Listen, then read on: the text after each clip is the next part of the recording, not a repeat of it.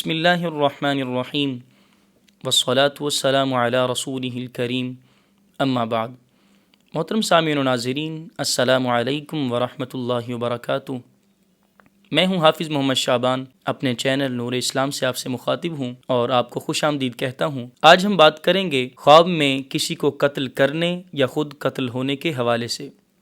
اس کی مختلف صورتیں ہیں اور ان کی مختلف تعبیریں ہیں۔ اگر آپ بھی ان صورتوں کی تعبیر جاننا چاہتے ہیں تو ہماری آج کی ویڈیو کو آخر تک لازمی دیکھیں، اور اگر ابھی تک آپ نے ہمارے چینل نور اسلام پوڈ کاسٹ کو سبسکرائب نہیں کیا تو سبسکرائب کر لیں اور ساتھ میں دیے گئے بیل آئیکن پر ضرور پریس کریں تاکہ ہماری آنے والی ہر نئی ویڈیو آپ تک بآسانی پہنچ سکے۔ آئیے ہم چلتے ہیں اپنے موضوع کی طرف، یعنی خواب میں کسی کو قتل کرنے یا خود قتل ہونے کے حوالے سے۔ خواب میں کسی کو قتل کرنا اس بات کی علامت ہے کہ بیداری میں یہ شخص گناہ کرے گا۔ ایسا خواب دیکھنے والے شخص کو چاہیے کہ وہ صدقہ کرے، کیونکہ آقا دو عالم صلی اللہ علیہ وسلم کا فرمان ہے کہ صدقہ کرو، چونکہ صدقہ آنے والی بلاؤں کو ٹال دیتا ہے۔ خواب میں اپنے بچے کو قتل کرنا رزق ملنے کی علامت ہے۔ خواب میں خودکشی کرنا سچی توبہ کرنے کی دلیل ہے۔ خواب میں قتل ہونا لمبی عمر پانے کی اور قبائل کی طرف سے بہتری ہونے کی علامت ہے۔ اگر کوئی شخص خواب میں دیکھے کہ وہ قتل ہوا ہے لیکن قاتل کو نہیں پہچان رہا تو یہ اس بات کی دلیل ہے کہ خواب دیکھنے والا شخص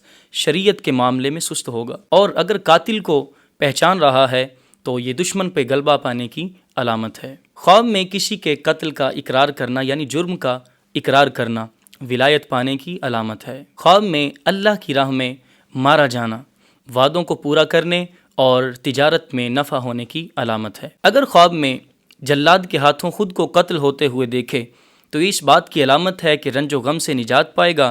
اگر بیمار ہے تو شفا یاب ہوگا، اگر مقروض ہے تو قرض سے خلاصی پائے گا۔ اگر آپ کو ہماری آج کی یہ ویڈیو پسند آئی ہے تو اس کو لائک کریں اور اپنے دوستوں میں ضرور شیئر کریں، اور اگر آپ بھی اپنے کسی خواب کی تعبیر جاننا چاہتے ہیں تو کمنٹ باکس میں یا واٹس ایپ نمبر پہ ہم سے رابطہ کر سکتے ہیں۔